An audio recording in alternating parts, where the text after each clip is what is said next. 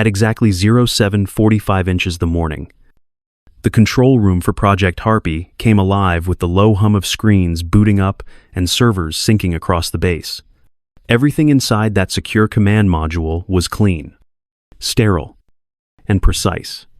No natural light, no windows, just rows of workstations, digital maps, and red-lit alert panels glowing faintly against the matte gray walls. It was the kind of place where even a cough sounded like an intrusion. Sergeant Olivia Raines stepped inside without drawing attention.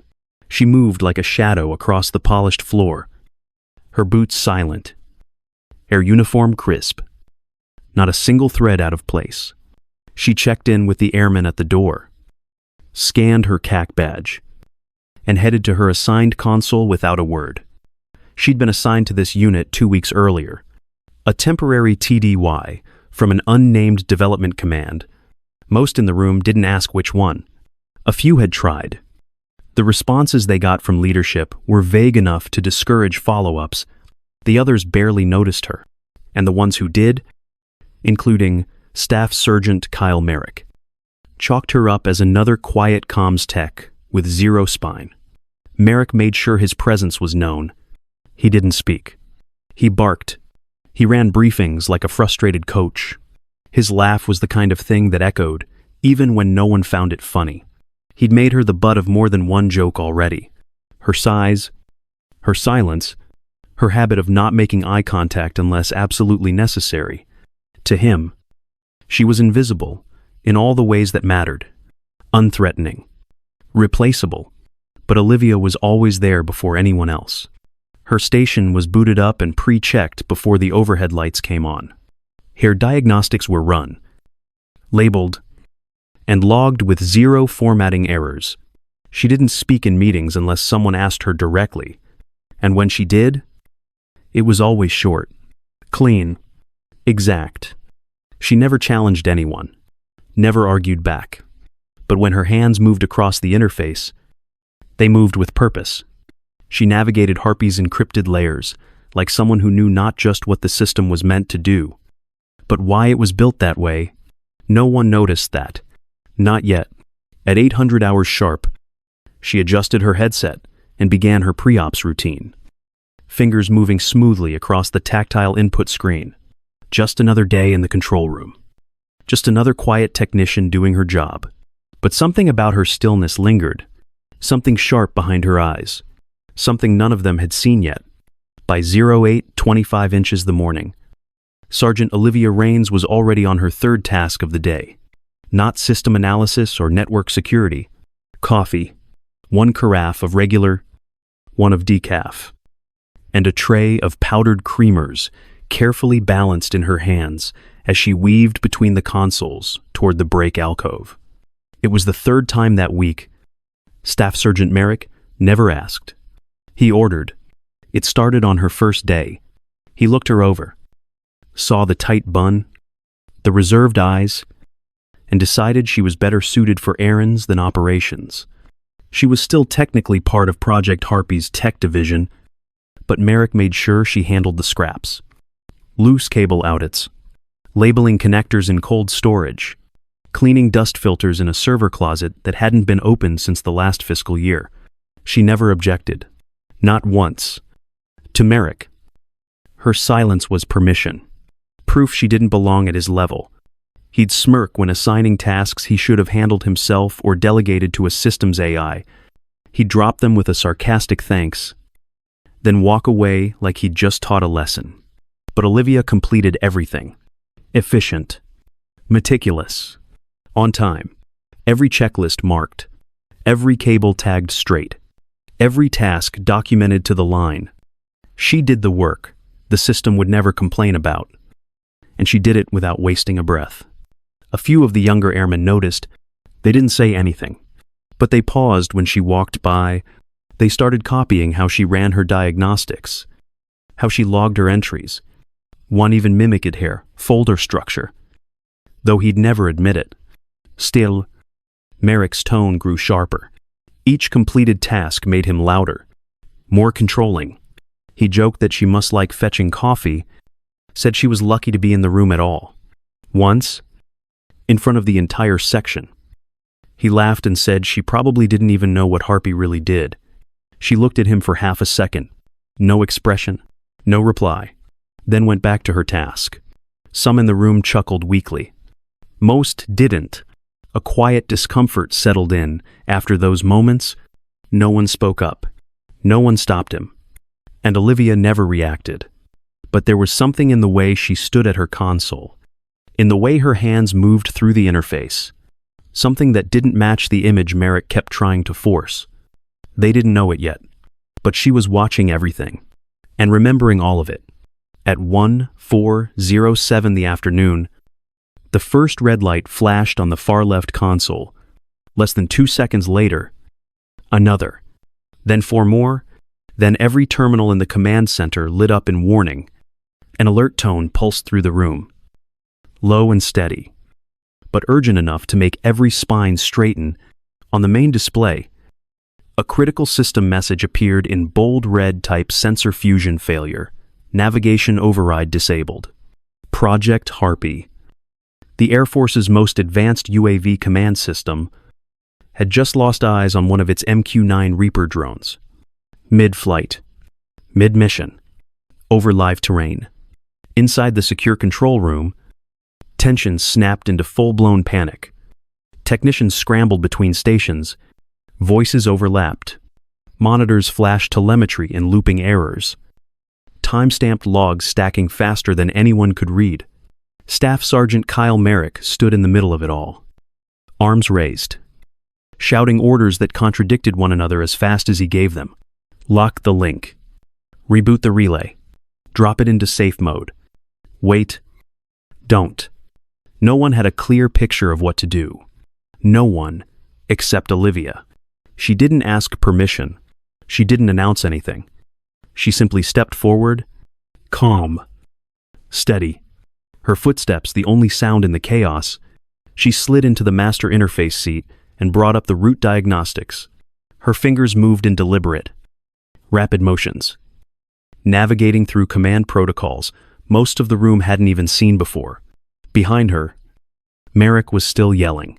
Something about chain of command. Something about overstepping. She didn't look up.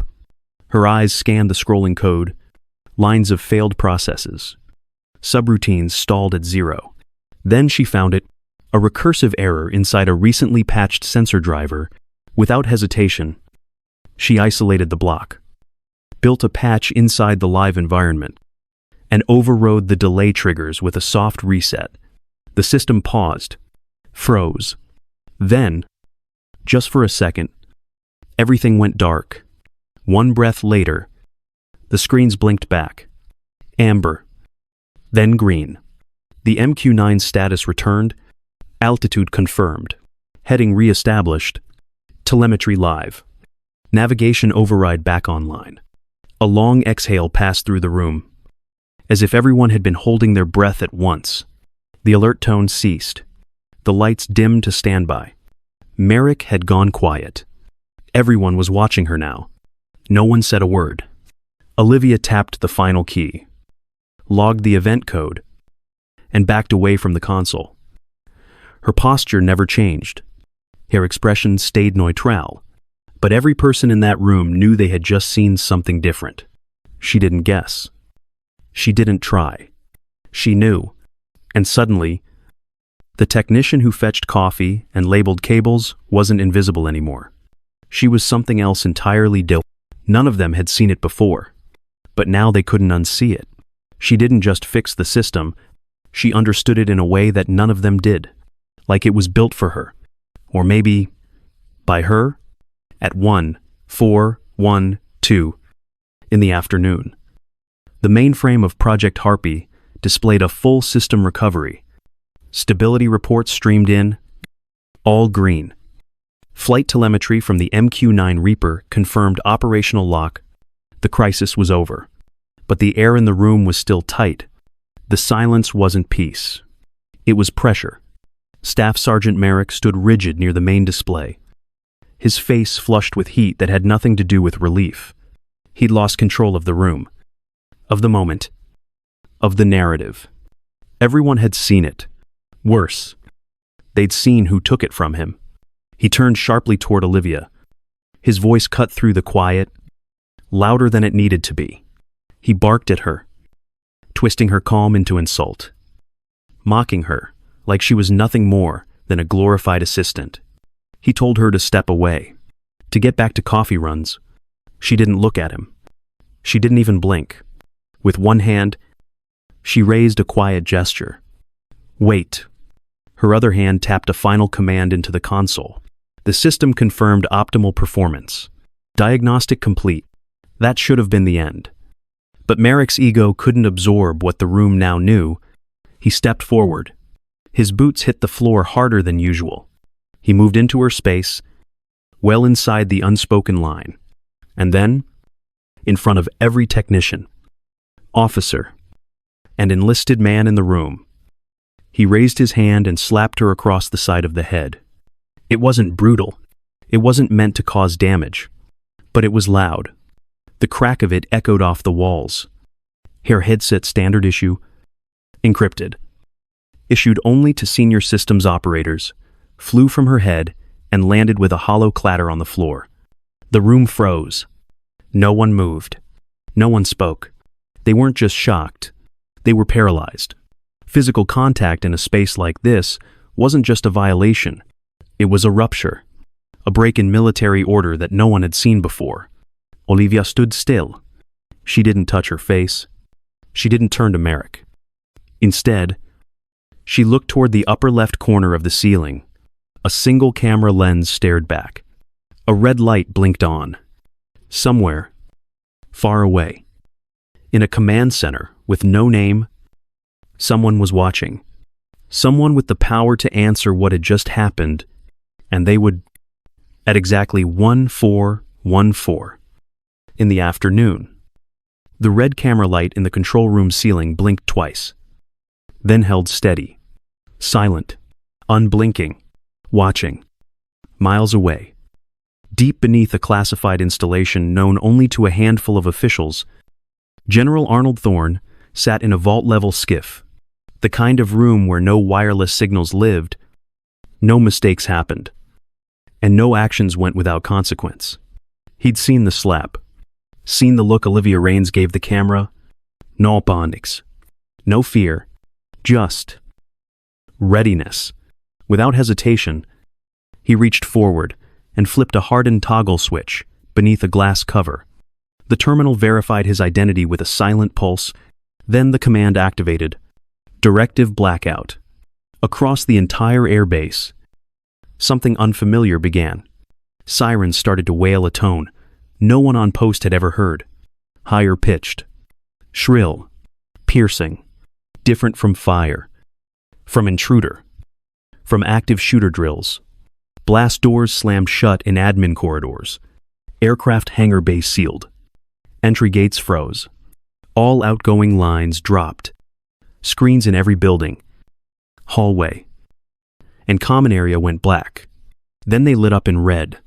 Directive blackout. Cease all operations. This is not a drill. Inside Project Harpy's control center, silence collapsed into pure tension. No one moved. The console crew stood rooted, minds trying to process what they were seeing. Olivia hadn't moved. She was still standing by her terminal, headset gone, eyes forward. Merrick hadn't spoken since then. The main entry door exploded inward. Not from damage, from command. A special reaction team swept in 6 members deep, each in matte black combat gear, visor down, rifles at low ready. No one yelled. No one barked orders. They didn't even look at anyone else. They moved as one, straight toward Olivia. Not to detain her, not to remove her, to protect her. They formed a silent perimeter, shields to the outside, weapons low but ready. And then came the footsteps, measured, slow, the kind that didn't ask for silence. They created it. 3 generals entered. First, General Evelyn Ross. Cyber command, steel eyes, reputation carved from code and firewalls, Next, General Marcus Field, Special Operations Command. Quiet power in motion. To medals earned where no cameras ever go. And in the center, General Thorne, National Strategic Command. 4 stars across his chest. But the gravity in his presence made rank feel irrelevant. No salute was called. No words were given. But the message couldn't be clearer. Olivia Raines was not what they thought. And this moment wasn't about a slap anymore. It was about who just got slapped. And what that meant for everyone in the room. At 1418 in the afternoon, General Thorne stepped to the central console and pointed to the nearest technician. His voice didn't rise. It didn't need to. Pull up Sergeant Raines's file. Omega level clearance. Immediate. The technician hesitated, fingers hovering just above the keyboard. Then he typed, the personnel database loaded, access code, verified. Olivia's file filled the screen. Redacted blocks dominated the page. Black bars covering nearly everything. But what was left visible hit harder than anything Merrick could have prepared for. Rank Sergeant. United States Air Force. Assignment Chief Systems Architect. Project Harpy. Design Authority Full Spectrum UAV Control Grid. Commendations Defense Distinguished Service Medal. Joint Service Achievement. Presidential Unit Citation. Multiple Tier 5 black operations. No one moved. No one spoke. Merrick took a step back. His breath caught like it couldn't decide whether to run or collapse. She wasn't just part of the system. She was the system, the lines of code, the interface, the adaptive logic, even the emergency fallback loops. All of it. Hers. General Thorne didn't look at the screen. He already knew. He turned slowly and locked eyes with Merrick. You didn't just assault a fellow NCO. You put your hands on a national asset. You didn't break a headset. You interfered with the only human being on Earth who understands every operational nuance of our most advanced autonomous defense grid. Olivia stood motionless. Calm. System integrity remains fully intact. Minimal physical impact. No mission disruption. She said it with a voice that never trembled. Clear. Neutral. Exact. Then the room saw something no one there had ever witnessed. General Thorne. General Ross. General Field. 3 4-star officers. In full uniform. Raised their hands. And saluted her. Not to the flag. Not to the chain of command. To her. Olivia Raines. The quietest person in the room. The one they'd all overlooked.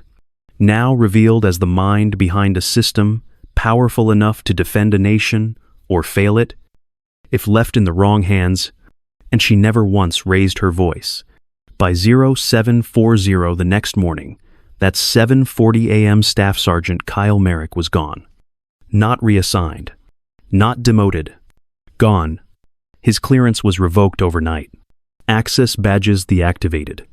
His digital credentials erased. The door to his quarters sealed. No one saw him leave. No one was told where he went. Inside the Project Harpy Control Center, the workstation he once occupied sat dark and untouched.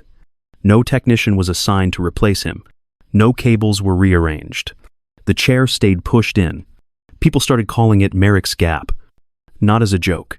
Not out loud. Just as a reminder. Whispers filled the base faster than memos ever could. At the DFAC, a new airman asked who used to sit at the empty console. A senior airman leaned in and said quietly, "Never mock someone who knows more than they say." In the dorms, in maintenance bays, out on the tarmac, under the shadow of live aircraft. The lesson took root. Not because someone printed it, because everyone felt it. Rank still mattered. It always would.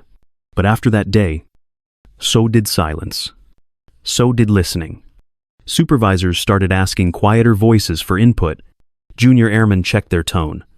Meetings got shorter. Questions got sharper. And somehow, the base itself grew more focused. Les Noirs, more precision. Merrick never returned. His name wasn't spoken in official briefs. His record vanished behind a wall of classification, but his shadow stayed, a caution, visible only when someone spoke too loud for no reason. And every time someone glanced at that quiet, unused console in the control center, they remembered. She didn't need to raise her voice. He raised his hand, and that was the end of him. At 0327, that's 3:27 in the morning, the USS Roosevelt sat in contested waters of the Pacific. Engines humming low. Radar tracking tight. A foreign destroyer had achieved full weapons lock. The captain, known for reckless aggression, had pushed past warnings. The lock was unmistakable. Fire control systems aligned. In the White House Situation Room, the air was still, no voices. Just eyes watching screens and fingers resting near red-lit keys. Seconds from retaliation. Seconds from escalation. The president didn't speak. Neither did the National Security Advisor. Then, without warning, everything aboard the enemy vessel shut down. Radar, fire control, missile guidance, comms, gone. No spike in emissions. No traceable signature. Just silence. The destroyer veered off course. Backed away. Lights still flickering. Systems cold. On the Roosevelt's bridge, they confirmed no strike launched. No casualties. No damage. In the Situation Room, General Thorne's tablet vibrated once. A message appeared across a secured comms channel.